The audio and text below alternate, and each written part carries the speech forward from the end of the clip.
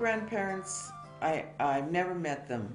They were lived in the Azore Islands and Terceira, and my parents came here never to see them again.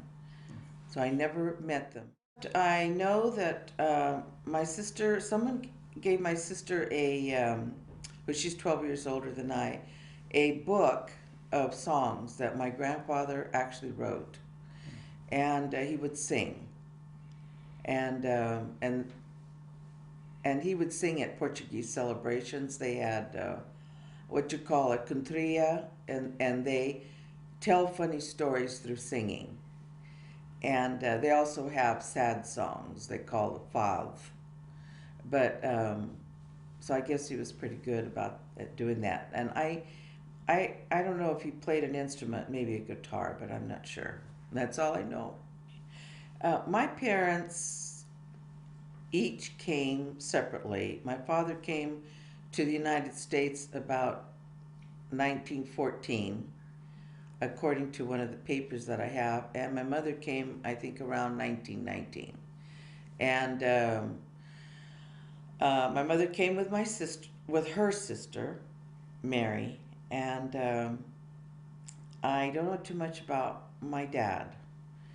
My mother and my aunt ended up in Boston and worked for a while in a sewing machine company. I don't know how all that was arranged. I asked my mother one time when she stayed with me for a few months some questions, and I said, "How could you come so far to never see your parents again?" You know, and they wanted them to have a better life, and so then they somehow traveled to California. My aunt and my mother separately. I don't know if they had relatives here, that they had to be sponsored in those days. And my father also ended up in California, and I don't know how they met, but they were married around 1919, 1920. My father had a couple of brothers here. I really don't know for sure who came first, but I do think my Uncle Carl in Lodi may have been here first. And he sponsored a couple of nephews, and so perhaps that's why my father went to around that area, to around Lodi.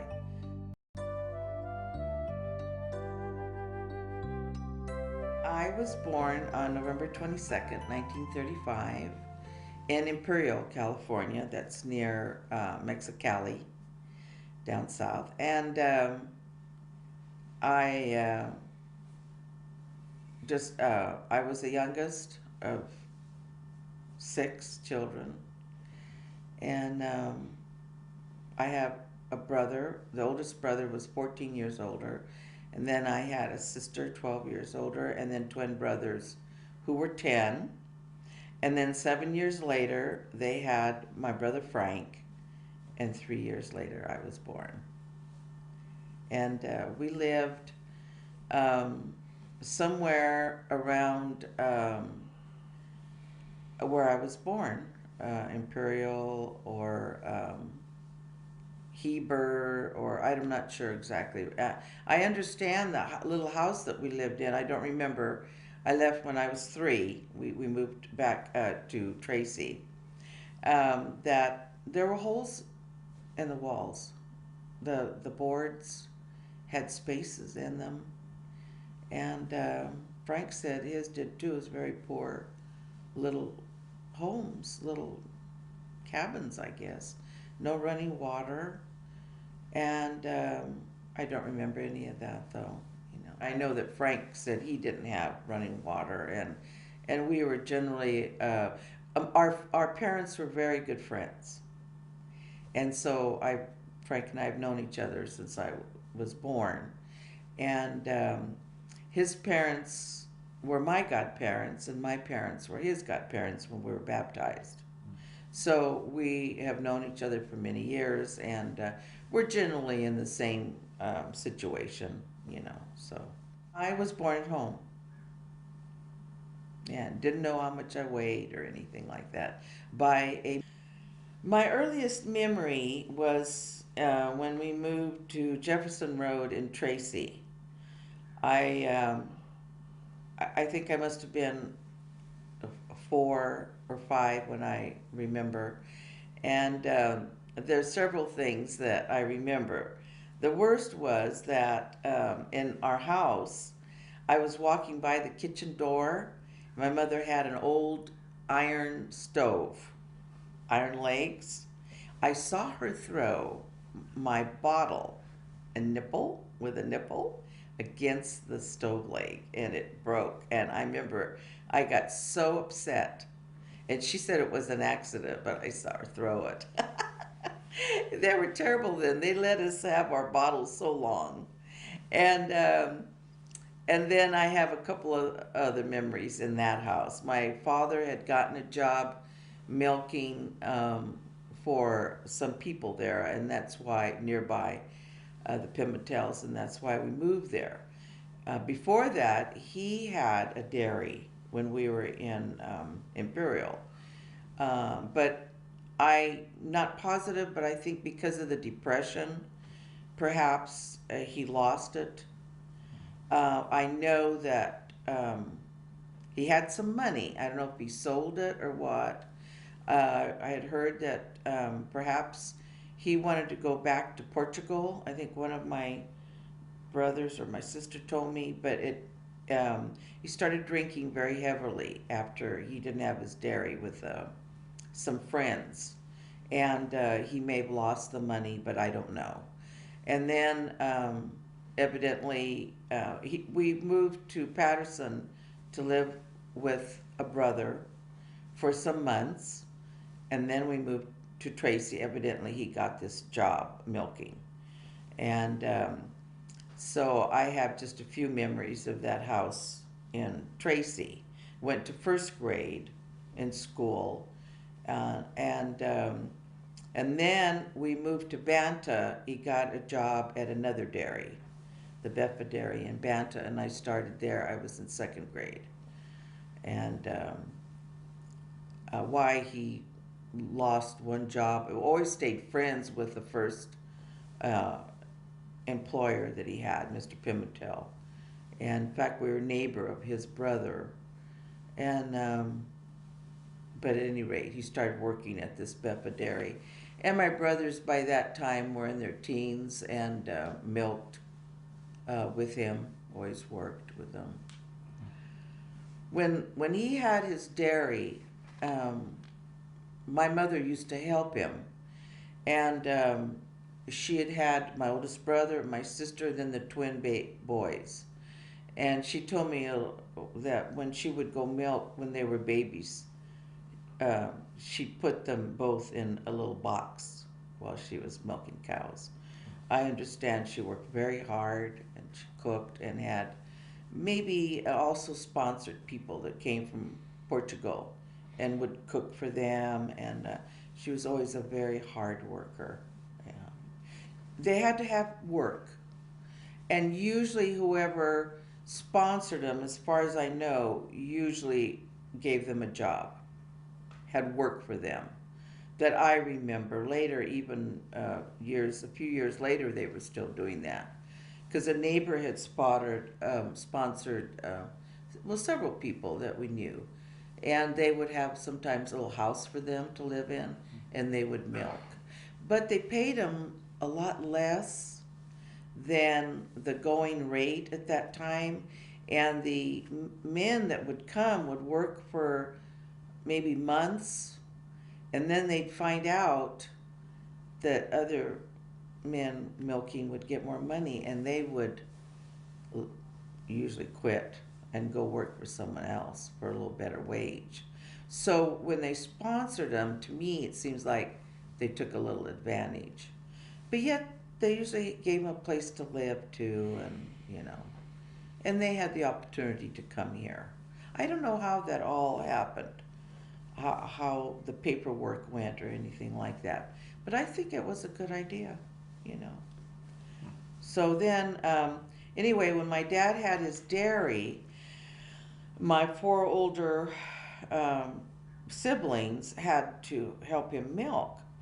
And so my brother and my sister, the oldest, only went to their second year of high school. They didn't finish. My brother Joe's, I happened to come, because I got my mother's papers when she passed away. My brother Joe's report cards were in there, and he only went to school, just a few weeks in some months' time, whatever that report card time was for. And my sister a little more, but they didn't finish school. And my brother Jack and Tony never even finished 8th grade. They had to work, so it was tough for them. And then he sold it or whatever, and then they moved to Tracy. When I was little in the first house there in Jefferson, I remember making mud pies and tasting them. It's awful.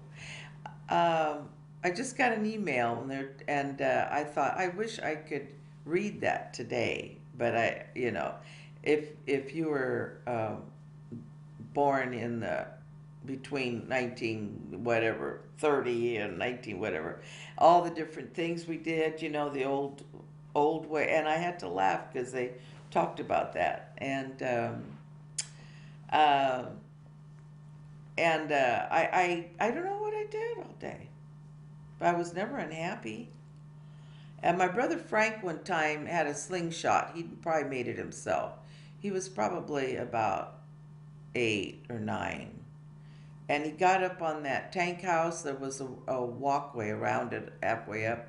And I'll be darned if he didn't shoot a rock at me and hit me in the head.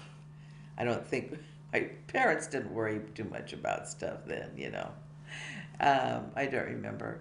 But yeah, I don't know what I did. And then in the yellow house, um, I don't remember either, except going to sing to the horse.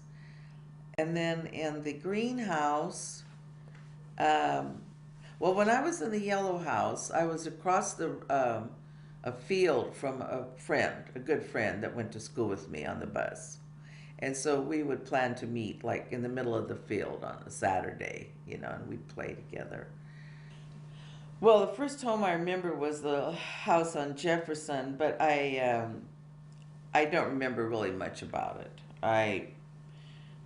Um, I really don't. I think I have a picture of the barn behind me, but not of the house. Seemed like it was dark, just dark wood, unpainted, and it had a water tower, tank house they called it, and a barn. But the house next that I remember is the house when we moved to Banta. We called it the Yellow House, and it was a pretty nice house for us, and we rented it, and um, it had probably 3 bedrooms. I think my oldest brother had to go to the service because of Pearl Harbor. He'd been drafted, and so my brother Jack and Tony slept in the same room. My sister and I slept together, and then my parents. And she had her iron stove. She cooked with wood, and we had a horse. My brothers had a horse. His name was Stormy, I remember. And I would go after school. I'd love to go walk out there to the fence, and I would sing Stormy Weather. It's a song that was popular then to him. And one time they decided to take me for a ride on it, and no saddle. And this thing just seemed like it was enormous. And they sat me on top, and they walked with me down the road, and I kept slipping off. I was scared to death. I never cared for horses. They scared me. They were just so big. I never got used to them. And same with cows, even, you know. And so that's my most, vivid memory. I remember when the war was over, the radio, we just had a radio then, and my dad was so happy, he jumped up and down, and my mother praying a lot for my brother in service, and Frank's brother Tony, also in the service, came and stayed once in a while, and his brother Joe was also in the service, and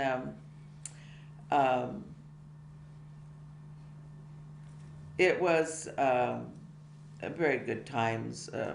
My dad, though, I remember waking my brothers up because they were, I was around 9, 8, 9, 10, and so they were about 19, and my dad bought them both one car, the twins, and they'd come home late or early in the morning and then sleep an hour, and my dad would have to wake them up. One time I remember him getting so mad because they just were tired, and come home too late and then had to go milk. And, my brother Frank and I had it easier than my older siblings. The next house we moved to was a house that my folks actually bought. We lived in Banta, that was out in the country. We always lived out in the country. And they bought somehow this old house, and they had it moved out, and it had very heavy plaster walls, which I think they probably all were then. But it had an old chandelier, the pretend candle ones, and I wish I had it today. And he bought an acre of land, and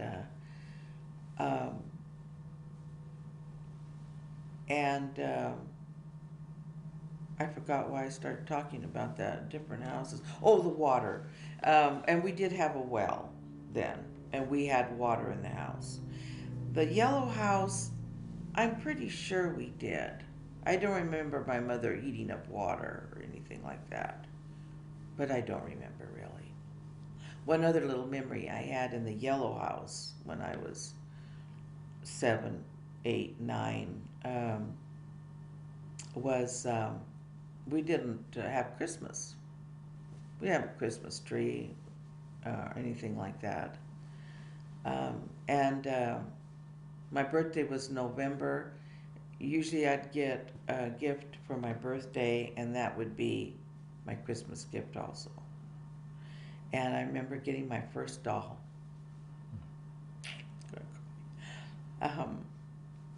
We had a couch that made into a bed, and they had me lift it up, and that pretty little doll was there, and it was wonderful. My next memory would be in what we call the greenhouse, the house that they bought. And it had a bathtub. It had one bathroom, and there was 5 of us living there, of children, and my parents, and we had one bathroom, and I had a bathtub, and it did have a toilet and a sink in there, and we heated it up with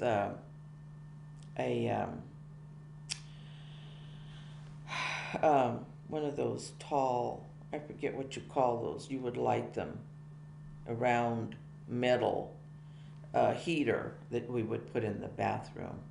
And that house only had a floor furnace. It was always cold at night.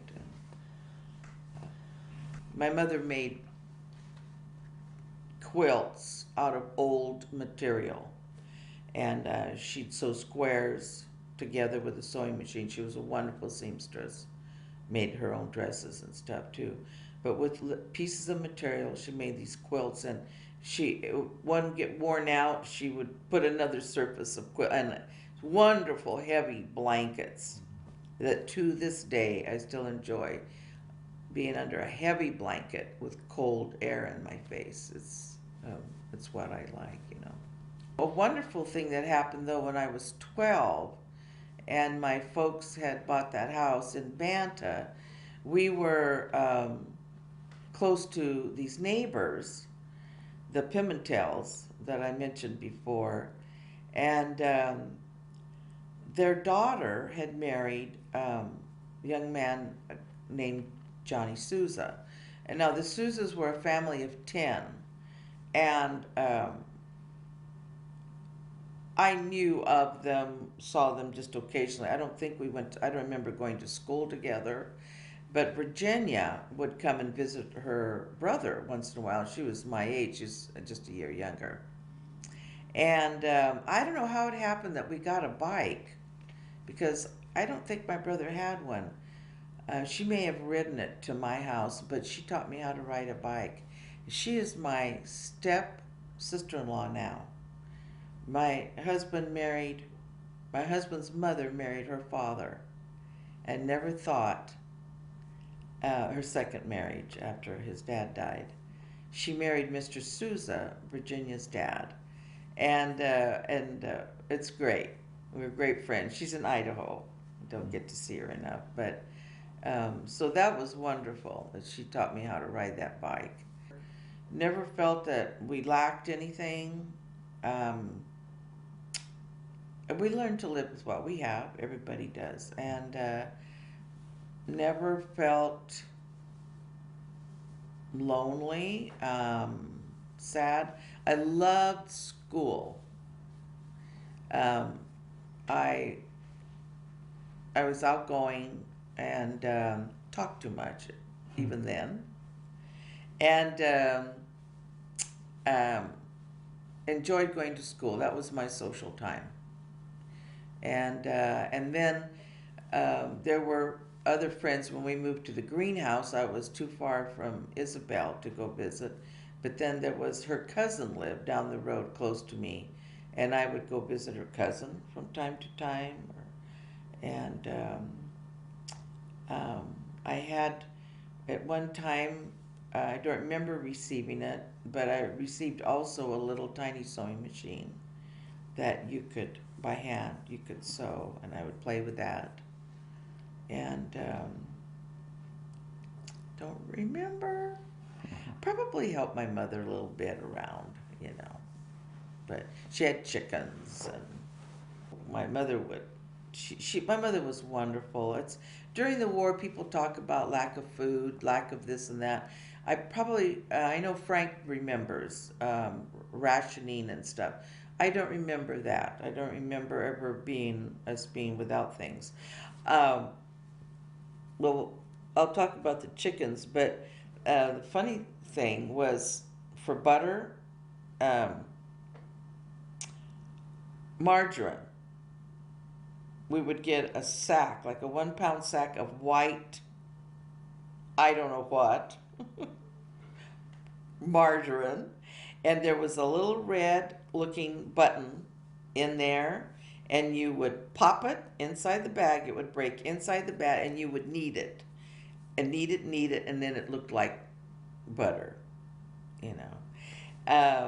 And but my dad also would bring milk from the dairy with cream in it, and my mother would let it rise, and she would scoop it out and let it sit, perhaps for 24 hours, and then it'd be in a jar, and I would shake it, a quart jar. I would shake it and shake it till it turned into butter, and then she loved drinking the buttermilk, and we had that fresh butter. She'd add a little salt to it. It was wonderful. Her eggs she would put into a huge crock pot, probably I'd say maybe I don't know, 10, no, not 10 gallon, probably a little 5 gallon crock pot, huge, and with some kind of a gel, and put all her eggs in there over the winter, and we would always had eggs. You couldn't fry them, but to bake with. And yeah, so she had these chickens, and she had different colored rings. Each new crop of chicks got a colored ring, and that denoted the year, I mean how old it was. And so she had these old roosters, you know. And so she would know which chicken to get to cook. She would bake. Yeah, we had wonderful chicken. And she had this long metal hook thing with a hook on the end. And she would go running around that enclosed yard. And actually, it didn't have a roof on it, but she would clip their wings, the chicken's wings, so they couldn't fly out. And she'd catch a chicken, and she would cut the neck and bleed it in a bucket, and that chicken would just, you know, flop around in there, and then take it in the house, dunk it in hot water, and I would help her pull those feathers off. It stunk to heaven. And then the little pin feathers, you would get out as much as possible, the little feathers with black tips and stuff. And then she had a gas cooking stove, and she would take that chicken and roll it over the fire to burn those little tiny hairs off. And then she'd cut it open, and then she'd say, Carmina. That's Portuguese for Carmen. You know, chega aqui, come here. And she was like a little teacher. You know, stunk, but she'd wash the gizzard. She'd cut it open, show me how there's still the chicken feet in it, and and then this is the heart, this is the liver, and she was wonderful. And she sewed, and she was. I helped her hang out the clothes outside, and never forgotten. In fact, I got a clothesline and started hanging out my own clothes because they just smell so wonderful when they're hung out. And it was a wonderful life.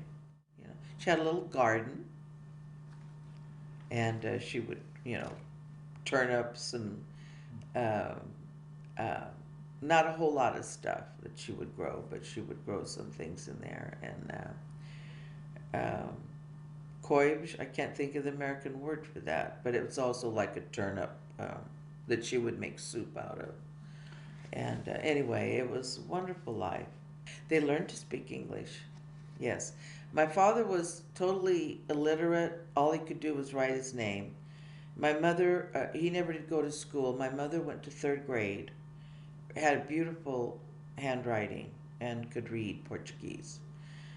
She never learned how to really write in English.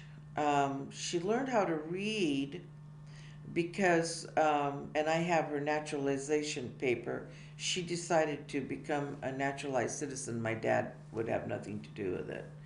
He was very loyal to, you know, the Portuguese, where he was born. And I would go over the questions with her. She had to memorize them. And she passed. And I was very proud of her. And she got her little naturalization paper. And when I first got married, I used to make out her checks for her. I'd write out the numbers. You know, she didn't know how to do the numbers. And so I wrote, she says, Carmen, please write on a piece of paper from 1, you know, to 10, and then 20, 30, 40. And so she could write out her checks. And she was very industrious. If we had fuses for electricity, there were fuses, and one would go out, she's the one that went out and changed it. And my father, when he quit, when we were in the greenhouse, Beppa must have sold his dairy or something, and he was probably, let's see, 25. And my mother was 40 when I was born. 65, I guess he must have been 65, 70. He wasn't milking anymore, and he would not call anybody for work. He was so proud. But all people knew that he needed work or was available, and they would call him to mend fences or to disc and that type of thing. Very proud man.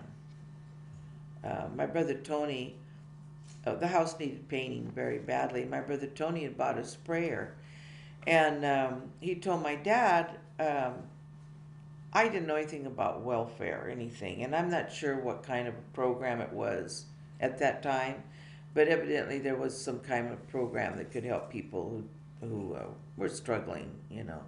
And my dad wouldn't have anything to do with that, to help pay the paint for the paint. He said, "Dad, they'll buy the paint before you pay, you know." He says, "No." I remember that very distinctly. He's a very proud man. The house was always very neat. We had old furniture. Everything was always neat. I helped her clean, sweep. We had linoleum floors then, and whatnot, you know. But a very uh, took very good care of us, and of course in those days the men, they worked. That was their job, you know. My dad did build a little patio on the east side of the garage. Probably if he wanted to sit out during the day, it wouldn't be quite so, if the sun was still up. He'd have a little cover. He did do that. But other than that, um, he didn't do a whole lot. We had a little cow there, um, and he would do his work and whatever. But um, they fought a lot about money. And my father, when I was younger, he quit drinking when I was 14. We were in the greenhouse in the house they owned, and many times they couldn't make their payment. I found out when I was a little older, and they would just pay the interest on it. And so the bank just let them do that. You know, things were so different then. And uh,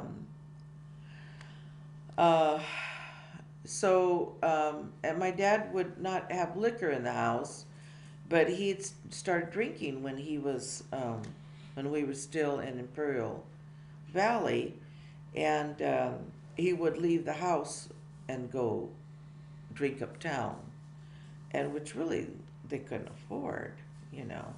But when I was young, 9 or 10, we were probably in the greenhouse already. There was a Spanish actor called Cantinflas, and my dad loved him, and it was a Spanish movie, but they could understand, you know, and because they were raised around the Mexican people down south, you know, and um, so my mom and I and my dad, I remember, would go to the movie. Um, he would park between the movie and the bar. It was probably a block distance. And in the middle of the movie, he would leave and he would go to the bar. And when the movie was over, Mom and I would go sit in the car. My mother sit there, pray the rosary, wait. And once in a while, uh, I remember it probably once, really. But I know we went to the movie a few times. My brother Frank remembers him doing this too. She'd send us in the bar to get pop, called him pop. And he'd sit me up on the bar stool next to him, buy me a little orange soda. You know, it didn't bother me, really. But then we'd leave and go home. So his drinking was a problem to her, and my mother was a terrible nagger.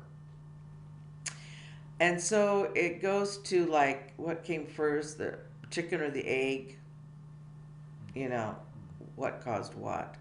And they would have some pretty heated back and forths. And my dad, several times, would just get up and leave. And he'd back that car up on that gravel and go into town during the day. And it was hard. That was hard on me. And one time my mother would heat up his coffee in a little pint jar on the pilot of our gas stove. On the top there, it would be warm. She'd put the little glass there with the coffee in it, and And my dad drank it black, and one time he got mad, and I remember he threw it. He got so mad and broke. We had French doors with glass panes, and broke a glass pane, and left. And and I love my dad very much, and um, I blame my mom, really. I thought if she would stop nagging him, he wouldn't get mad like that and go to town. I was a child, you know. And when I was 14, I don't know why he quit doing that. No more drinking, just like cold turkey. I never knew why, but that was wonderful. She still nagged him, though, from time to time. It was just her way, kind of, you know. But those two were married almost 50 years. And when he died first, he was only 75. He smoked 3 packs of Camels a day. It was awful. His fingers were yellow. And he got hardening of the arteries and whatnot. He used to eat fat, suck all the junk off of the beef bones, and he loved it. And she was just beside herself when he died. I figured, I guess that's the way they communicated, you know. But I decided I didn't want to live that way, um, uh, you know. He was the oldest, and he did get hurt with shrapnel. And uh, uh, well, I didn't find this out until just some years ago, that when he was in the war, he and I both cried. My brother Joe, when he came home, he would yell out at night in his sleep. He must have seen terrible things, you know. He was there um,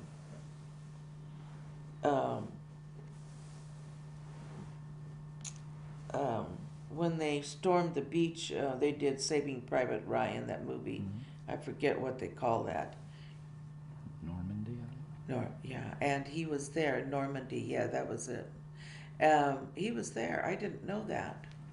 But at any rate, he saw terrible things. But he told me that he thought he killed one of his own men.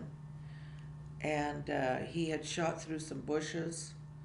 And when he went around, it was a soldier, American soldier. And he carried that all his life. And I told him, I says, there's people shooting all over Joe. But he carried that with him. And he's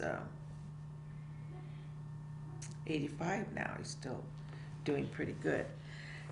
He has been in counseling for many, many years. And they did say that he probably had stress syndrome, whatever, because of it, you know. And that was probably the worst thing, you know, that happened to Joe. Everyone else has been fine. My twin brothers didn't have to go to the service. You know, my younger brother, he was drafted into the Korean War. And he went into his basic training. And Frankie and I used to fight too. I was about 14, and he was about 17, 18, 15. I must have been 15. He had to be 18, I guess, to go on. And anyway, he was drafted, and he came home. They had his 30-day leave or whatever, and we all just cried and cried because he was going to have to go to Washington, the state of Washington, to go over to Korea. And on the way there, he said, I know I'm not coming back. And the war ended before he got to Washington. So he was fine. When he came back, we were best of friends. We'd grown up, you know. So everything else was fine. Because my mother had, I mean, she just never prayed so much as when Joe was over there. And and then to think, you know, that Frank would be going. And I feel so bad about these young men in Iraq. I'm sorry, I do. I think war is terrible. But anyway, we were thrilled to death when they had a ceasefire. Oh my goodness. Yeah, we were lucky.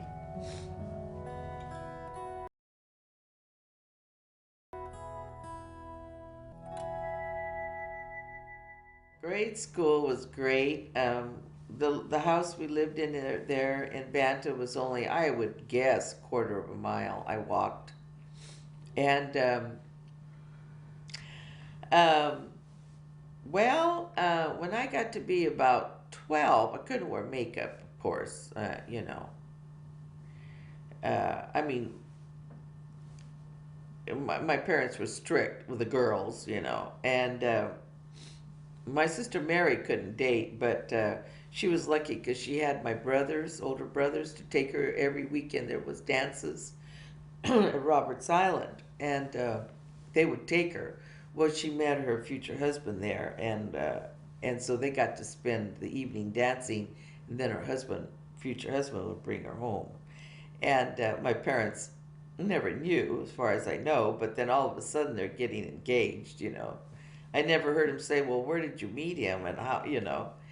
And then she was able to go out with him. But anyway, so I was about 12, and one day I decided to put lipstick on when I got in school, at school. And traces of it was still there when I walked home. I forgot all about it. And my mother saw lipstick on me. Oh, I was so bad in those days. I mean, that was nothing, but, you know, that was a no-no. In school, I just had a good time. And um,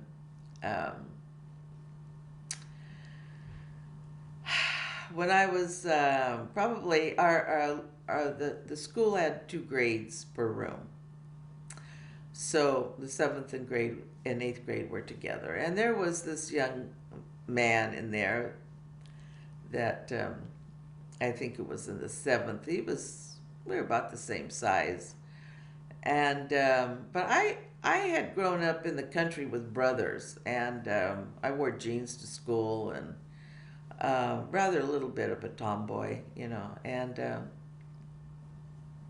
well, this young kid, he was a source of irritation to a lot of us. And we're playing baseball one day, and there was a ditch that ran behind the grass where we would hit the ball in that direction of the ditch, and somebody hit the ball into and went into the ditch. It was the only ball we had, and we only had one bat. And anyway, so we're all there at the edge of the ditch watching this ball, trying to figure out how we're going to get it out. And this idiot kid throws the bat in the water. I mean, you know, and me see my mouth, and I said something like, well, tell me what'd you do that for, kind of thing. And he started yelling at me, and I yelled at. We ended up rolling on the grass. Can you imagine me being a girl? And I was biting him because he was strong, but I was biting him and stuff. Oh, we got in so much trouble. That was probably the worst. And another thing that happened was a girlfriend, one of my classmates, had a cousin, a very distant cousin, that was going to school. He was very cute, and we both liked him. He was very distant from her, though, you know, not anything near. And very cute. And she and I almost got in a fight. She put we were arguing back and forth at lunchtime, her and I, about something, and probably about him. I'm sure it was about him. But whatever it was, we were at odds because we both liked this kid. And, well, someone put a piece of wood on my shoulder, one of my friends, for her to knock it off, you know. And they wanted to see us fight, you know. But it didn't get to that. So I was kind of a toughie, but we did have to go to the principal. A little bit of a toughie. I kind of stood my own. And other than that, that's about it, you know. Oh, I remember when I was in the second grade, I had two boys who liked me. And we had auditorium one time, and they would sit one side on each. You know, boy, I was, you know, really made me feel good. Oh dear. Yeah. So, and one more little uh, incident that happened is my mother always wore a bun, her hair pulled back with a bun back here, always. And her hair was turning gray. Well, she was 40 when I was born, and so, you know, she was probably not very old, you know, but in her early 50s. And she'd come to school. Well, she was a lot older than the other parents. And one of my classmates asked me if she was my grandmother. And that kind of hurt a little bit, you know. Anyway. And so, anyway, that's about it, really, in my grammar school. Years, you know, going to grammar school. I had to go home on the bus. They had an after-school sports, but I couldn't participate because I had to go home on the bus. This was in Tracy. It's probably about 10 miles from Banta. And, but my brother Frank had, and I don't know where this came from. It may be from my grandfather that liked music. But my brother Frank um, joined the band, decided to learn, and he played the baritone. And I loved it. It was beautiful. He'd come home and practice. And so when I graduated and going into high school, I thought I'd go into orchestra, but I had no idea what to play. And I remember he said, Carmen, he says, they need piccolo players. I don't know why piccolo, but at the time, I said, okay. Well, of course, it was the flute. And I loved that flute. Loved it. I brought that thing. I was used their instrument at that time, and they had the uniforms, you know, that you would use, and we didn't have to buy anything. Or I'd bring that flute home every day, and I practiced for a couple hours. I don't know how my mother stood it. She never complained. Or when Frankie practiced the baritone, she never. I thought about that years later. She never said anything, and maybe she kind of liked it. I don't know. I loved it. I loved it, and I um, quickly went up the chairs. I don't know if you know anything about music, and you would play for him each beginning of each year. You would play, and became first chair probably as a junior. And then I was also in the orchestra. I loved it, loved it. I still, I, I was without a flute for years, and um, years later, when I was married, I found this flute. Someone had a flute for $50. I bought it. I still have it, but I don't pick it up much and play with it anymore. But I played for a little orchestra there for a little while in the evening, an adult thing. I decided to go into drama, and um, easy class, you know, and I got lots of A's. I got A's in home ec, I got A's in band, A's in orchestra, you know. English, yeah, C's, you know, history, math, but anyway, I was on the honor roll because of all these A's, you know. And anyway, got into drama, okay, and had paint sets and this and that, and he decided to put on this play called Nine Girls, and it was perfect because there was always more girls than there were guys, And I got the second biggest part. The biggest part was the killer. There was a killer in this, and I had to figure out who was killing these people. And second biggest part, and a lot of lines, of course. And my first time out, we played to the kids in school. They had got to come in, and so this was our first in front of an audience. And my first entrance, I goofed it up, went back, and came out again. Everybody just laughed and laughed, and I can't believe that it didn't bother me. And loved it. Audiences came at night, packed full. It was an excellent play. Loved it. Okay. Um,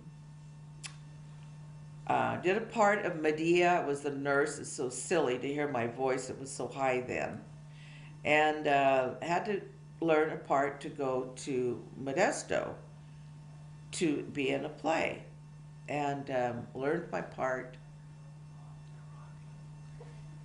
And 2 weeks before the play, I was going to go on a bus and everything, and I could drive myself and to school. I didn't have to bother my parents in any way. But I was going to be in a wedding, my sister-in-law's wedding, my brother's wedding, in about a month. And my parents had to buy my dress. And I mentioned, in 2 weeks we're going to go to Modesto on a Saturday or whatever, and my mother said, "You can't go." And I told her, "I have to go. I've learned my part. I have to go." "No, you're not going." And I had to call up the drama teacher and tell him, just crying, sobbing. He was so furious with me, he gave me a D. A girl had to learn that part in 2 weeks. It was terrible. My parents were angry because with 9 girls, I had to go to rehearsal. In the last couple of weeks, every night, I had to drive the car into town and do rehearsal. They didn't understand. They never came to the play or anything, no. They were just very old-fashioned. That didn't bother me. I didn't expect them to anyway. They never came to any the orchestra play or anything like that. They never came, and they didn't for anybody. And just the way they were. And so they just said no. And that was like the last thing before school was over. And I was so angry with that teacher because he gave me a D, because I know it was hard for him and everything, but it kept me from being on the honor roll. I was very upset with him. And, but I knew that was bad, to have to do that to him. And, but I love drama. My folks would not let me take it my senior year. That was probably one of the most disappointing things in my young life. They'll never know how much that hurt me. But they didn't like me driving the car into town at night. I couldn't date, and that type of thing. And that was very, very sad in my life. I was very upset when they did that to me. But other than that, with my flute and everything, I was able to continue that. And we didn't have too many night things, but they were just very strict, and that's the way it goes. You get over it. But it was a huge disappointment, like telling a kid that's good in track that they can't be in track next year, and that type of thing. It's very But they didn't care because they were just so old-fashioned. We were lucky to finish high school.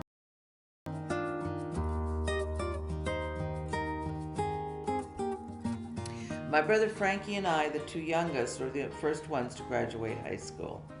They did allow that. But when I got done with high school, my girlfriend wanted to be a beautician, and she wanted me to go with her. It wasn't my desire, but she said she'd pick me up and bring me home. My folks wouldn't let me do that. They said you have to get a job. And within about 2 weeks, I drove to town with my mother, interviewed at this store. My girlfriend worked across the street, and she knew they needed someone, and I got a job, and 75 cents an hour. And it was great. I went back and forth with Beverly, paid her about $1 a week, till I saved my money and I got my first little car after a while. But I would clear about $23 a week in a cash in a little envelope. And boy, I saved every penny I could.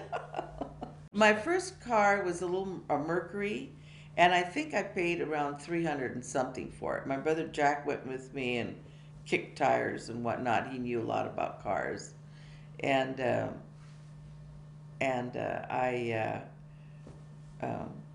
it was a good little car. Actually, right after I got it, the transmission went out on it, and my brother Frank, 3 years older than I, accused me of driving the car so fast that I ruined the transmission. I said, "Are you kidding?" I don't know what he thought I was, I said, "No, I don't do that," you know. Brothers. Graduated, and then I got, yes, my first job was, like I said, about 2 weeks later. My mother went with me to that dime store, and that was my first job. Worked there about a year, and then he had purchased the franchise or something, the boss, and there was 3 of us, and I was the last one hired, and he said, "Carmen, I hate to have you go, and I've asked everyone in town, and nobody needs anybody," and I said, he was a wonderful boss, and I said, "Don't worry about it." So I went around to different stores. My girlfriend, one had a furniture store, he didn't need anybody, and then I heard my friend Beverly that used to bring me to work, the boss at JCPenney,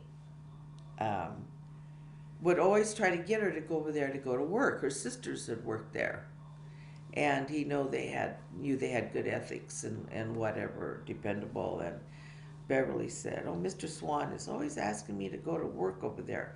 Why don't you go ask him?" So I went over there and talked to him, and he said he didn't need anybody, and I was really, I can't believe how, I don't know what the word is. I said, "Well, Beverly said you're always asking her to come to work, and I thought you had an opening." "No, I don't."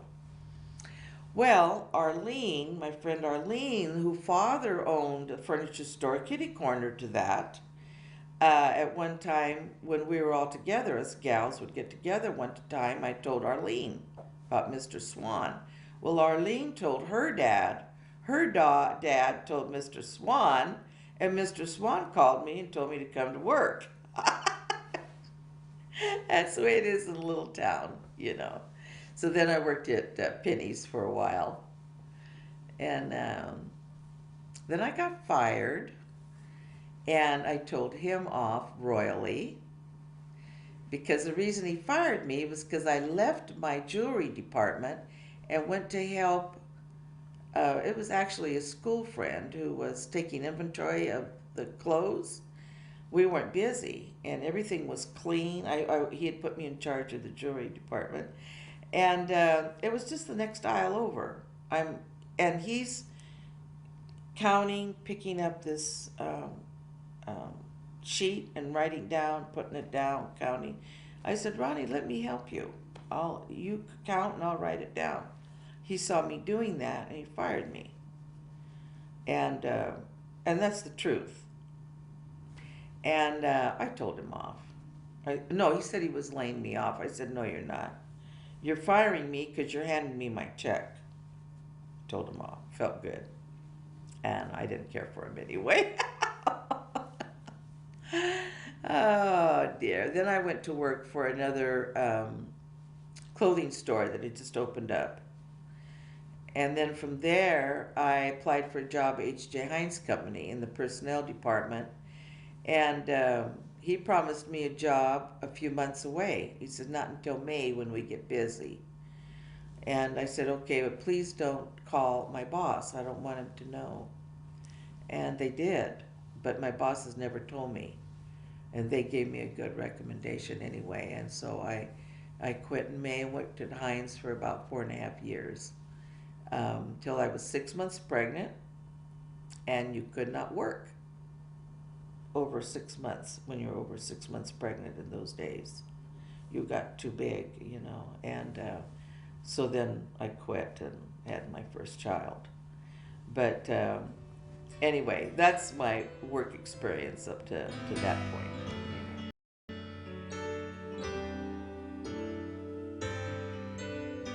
I met my husband, my first husband. My brother Frank had a very good friend who was a jeweler. And this jeweler had employed this young man who had been in the service, who had gone to school to become a jeweler. And when he got out of the service, he was in the Air Force. He actually worked on something to do with cameras on airplanes and stuff. That was his duty. But they hired him to come and live with them. They were good friends of the family and worked in his jewelry store. And so Frankie had met Dick. His name was Dick Jesus. And he was married. My brother was married at the time, and said, why don't you come over, Friday night, and we'll have Dick come over and you can meet him.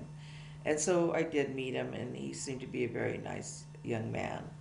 And so we got married.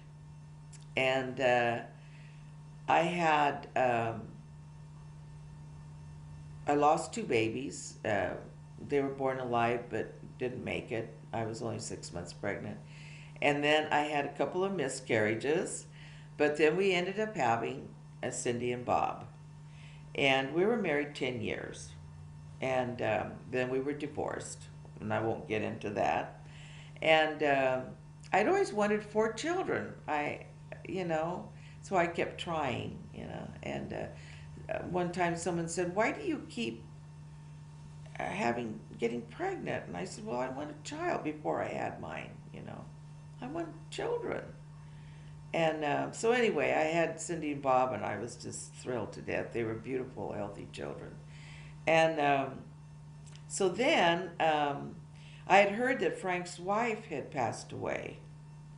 I was already divorced I think about a year or so. And she had passed away. And then I got a phone call from Frank. He was in Tracy. He'd come. My mother was his godmother, and of course he knew and I was in Lodi at the time. It's about 40 miles away. And he said he'd like to see me, So I said, well, I'll drive over to Mom's, and saw him and this and that. Well, anyway, I think he came looking. And so we started writing and calling and whatnot, and that's how Frank and I got back together again. And he and Gert had adopted, she could not have children, had adopted a boy and a girl. And I had a boy and a girl. And when we got married, Cindy was 1 week from becoming 8, so she was still 7. Bob was 6, Scott was 5.5, and Shelley was 3.5. And they became a wonderful family. They just blended in so well, and um, and here we are, 35 years later. I actually had a crush on him when I was when his father died. He was my godfather, and my brother and my dad and I went down to Imperial Valley, and I was probably, I don't remember what year that was that he died now. I was working at Heinz, so I was probably maybe 18 or so.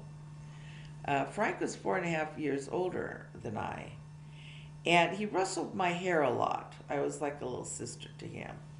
But I loved his ways. He's jovial and everything. Did I mention I'd written to him when he was in the Navy?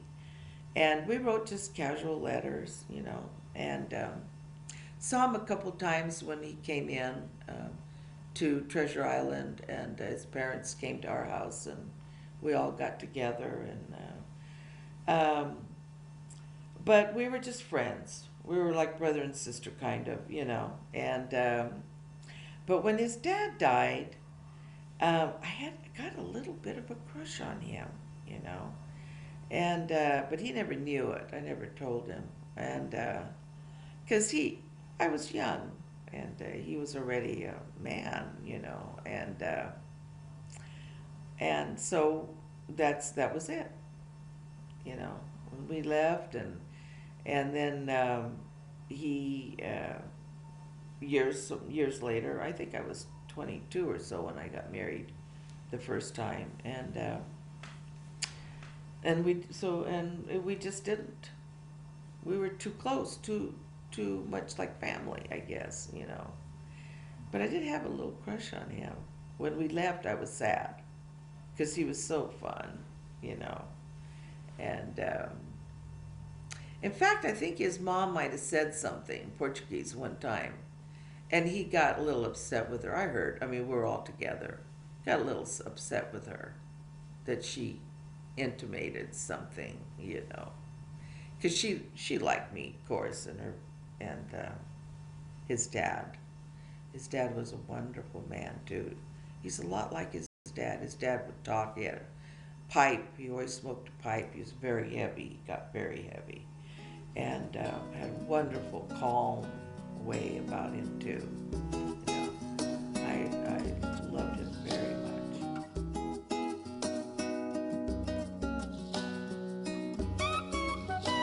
Well, when we were in Banta at the greenhouse, the house my parents owned, we finally got a telephone, and it had, but it was six lines, and each one had a different ring, and so ours, we had two rings, and if you wanted to, you could pick up the phone and hear anybody talking. When the phone would ring, you'd know who it belonged to. We had no television until I started working at. I don't know. When I started working, I bought my folks a television. My brother Frank was supposed to help, but poor guy, he was always broke. And he actually borrowed $300 from me because I was saving, I didn't want to ever be like my folks without money, And I told him, okay, but when I get married, you're going to have to pay me back. And he did, It's a few years later, but anyway. And he loved watching wrestling at night, and my room was so close to our rooms were just right off of the living room, and every night it was so loud, but he just loved wrestling. And I would tell him, that's all fake. And he would get, no, it's not, And, stick shifts in the car, and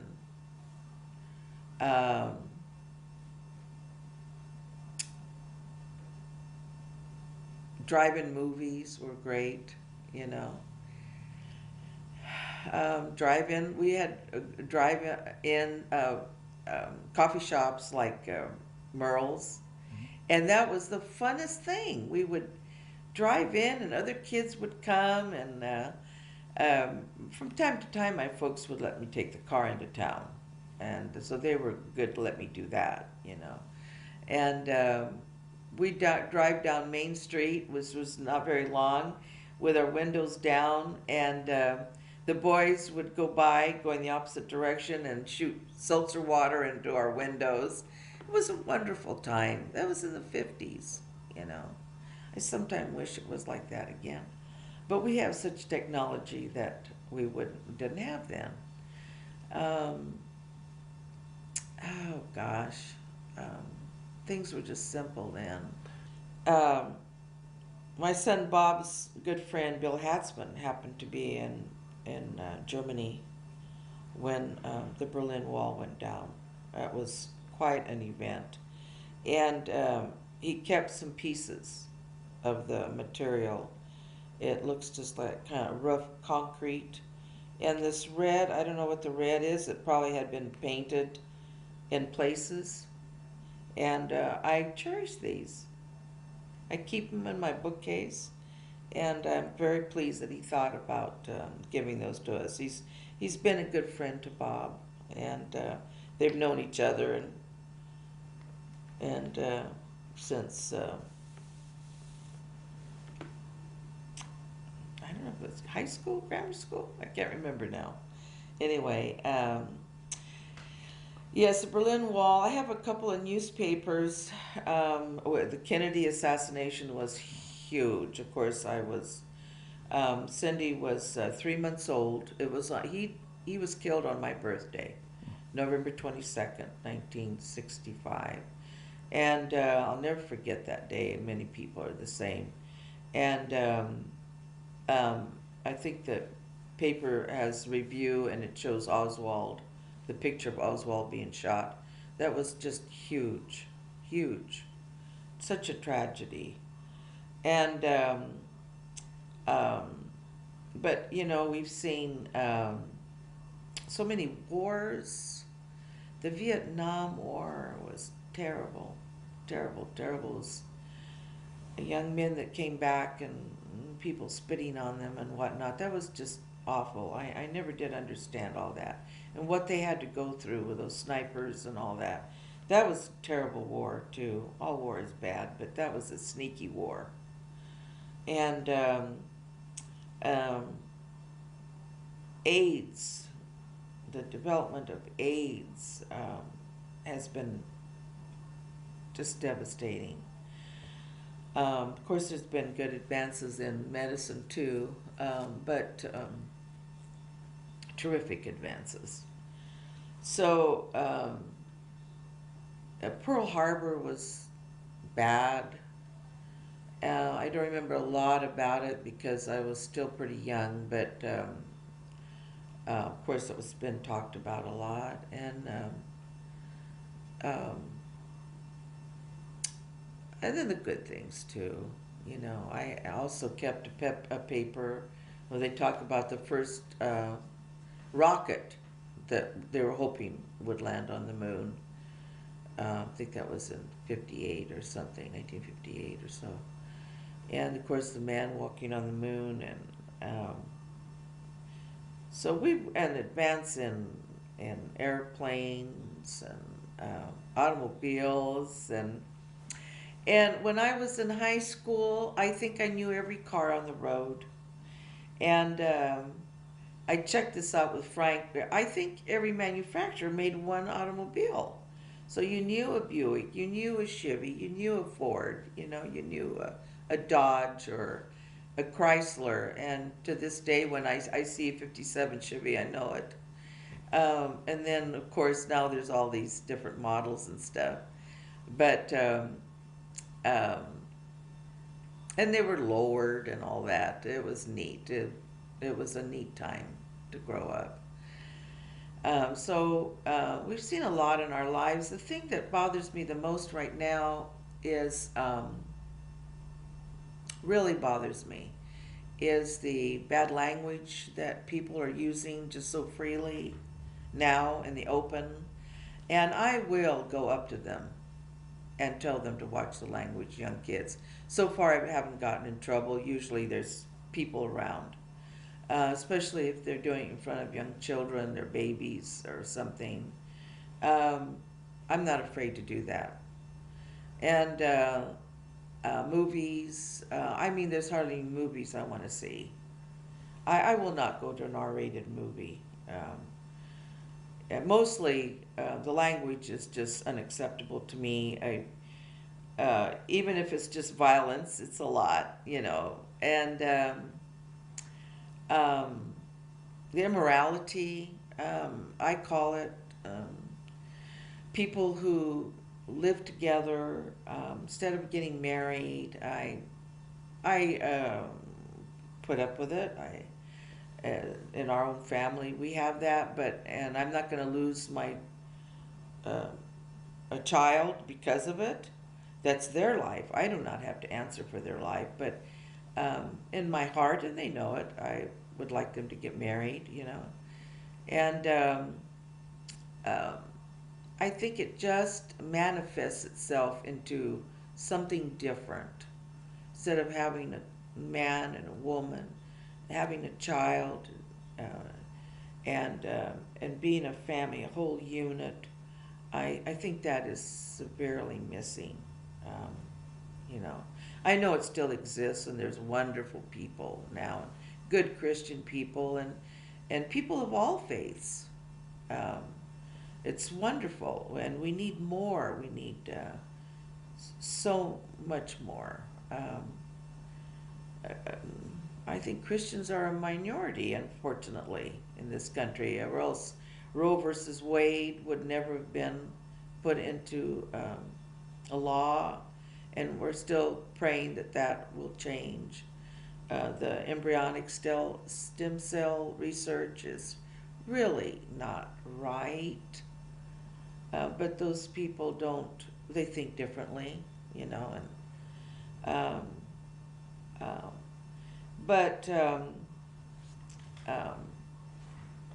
you know, I've had a good life, and I try to just mind my own business and have our own life and let people live their lives as long as it doesn't, um, you know, affect me in any way. But like I say, I walked into a store in Anford. There was a little merry-go-round outside. It was in the evening. There was a little boy riding on one of the little things. I saw no adults around, and it was dark. And as we walked into the door, he looked at me and he said, "F you." I couldn't believe it. Couldn't believe it. I mean, it's still to this day, it just amazes me. And of course, he's an innocent. He gets it from his parents, you know, and it had to start somewhere, you know. The gang activity is just um, beyond control. Also, you know, I feel sorry for the policemen, and they have to put up with that. So there's things that are, you know, make our hearts heavy, but we can't let it ruin our lives or anything, you know. We just go on and keep praying.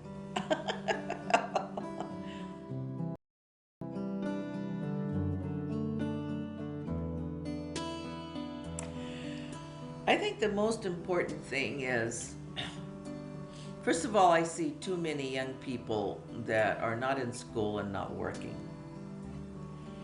And they get into trouble. That's just the facts. When we were young, we worked hard. We went home at night, we were tired.